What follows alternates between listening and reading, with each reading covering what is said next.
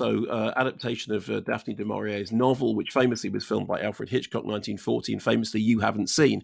So Yes. when we were talking to Ben Wheatley, and this is what's interesting, when we were talking to Ben Wheatley, when you were talking to Ben Wheatley, pardon me, what was interesting was because you hadn't seen the Hitchcock, you weren't coming to it with a bunch of kind of preconceptions about how this film should or shouldn't look. So I think there is a very interesting thing in hearing what you think about it.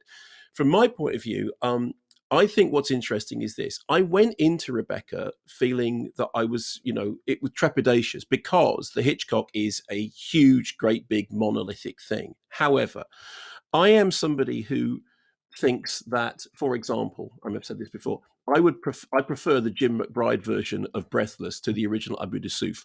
I prefer the William Friedkin Sorcerer to the original Wages of Fear. I think there is even an argument, which is that the Steven Soderbergh Solaris is more rewatchable than the original Solaris. So I don't have any problem at all with people revisiting text and bringing something new to it. I had come to this with a slight sense of anxiety because of the shadow that the Hitchcock casts. But of course, the best way of taking this is to go, okay, let's see it completely in its own right. So what we have is this version of the story from a script which is co-written by Jane Goldman, and we have Lily James as the person who becomes the second Mrs. De Winter, and we have Armie Hammer as Maxim. And their relationship blossoms, and he then takes her back to Manderley, his house, where he has famously lost his wife, and she essentially steps into the ghostly shoes of somebody else. Here is a clip from Ben Wheatley's version of Rebecca.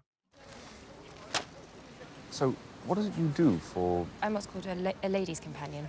If a lady has to pay for company, that says something about the lady, doesn't it? If it's not rude, why her? Seems like you would make an excellent companion to any number of people. Well, I've always wanted to travel, so there's that, and £90 a year. I know that doesn't seem very much to you, but it's a lot to me. I suppose you can set a price on loneliness. It's odd, isn't it? Some people seem perfectly happy alone, while others just need someone to pass the time with. Doesn't matter who. Which are you?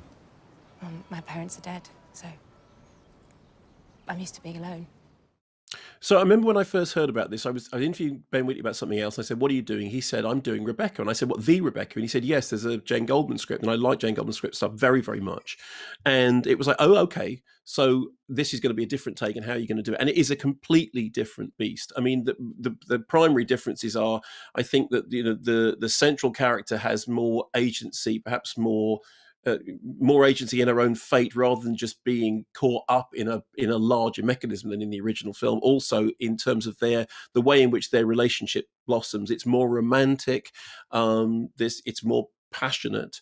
There's also, I think, a very interesting take on the Danvers character, which is played by Kristen Scott Thomas, because, as Ben Wheatley was saying in the interview that you did with him last week, which is a very good interview, incidentally, that he basically, his take on it is that Danvers is the character that you sympathise with. She's the one who's actually telling the truth about everything. And there is that sort of sympathy that's going on with him, and that I think she plays with really well. I enjoyed the film. And I think that the key to enjoying it is to, as much as you can, to put the Hitchcock, which I've just talked about endlessly, out of the way and see it as its own beast. I think what it is it is a solid and interesting adaptation of a book, rather than a pale imitation of somebody else's film. And I think that's the most important thing, is that it is so different in its approach to the Hitchcock. It is much more a matter of revisiting the book and doing something different with it. I liked it. I know that some people would just think the whole idea of revisiting Rebecca, because what it isn't the twisted psychodrama that the Hitchcock is. It isn't that. It is much more. It's much closer to a romance. What did you think of it? Well, because I'm just reviewing this film and I'm Yeah, not exactly. comparing it with anything, which I always think is an advantage, in being less informed for the purposes of this. So you're just coming to the story. I didn't know the story, didn't know how. I mean, I could guess some of it. I'm not quite sure I go along with Ben Wheatley's characterization of Miss Danvers, because I still didn't like her. I'm still scared of Kristen Scott Thomas. And I know what he's getting at. And by the time you get to the end of the movie, you kind of go, okay, I can see what you're talking about. But she's still a very scary character. But I just thought I felt, although I mentioned in the interview, although it's the 1930s, as soon as they come back to the UK from the south of France, it felt, because it was so gothic, it felt like it was turn of the century or 19th century even. One thing that's really funny about the Danvers character, because you're a big fan of Nick Park and a friend of Nick Park, the penguin, the terrible, scary penguin In the wrong trousers. in the wrong trousers. It was Nick Park said that the character of the penguin was slightly inspired by Mrs. Danvers from the Hitchcock. And I like to think that when Kristen Scott Thomas was researching the role, she didn't go back to the Hitchcock. She went back to the Wallace and Gromit and studied the penguin. I can see that now. That's very, very, very good.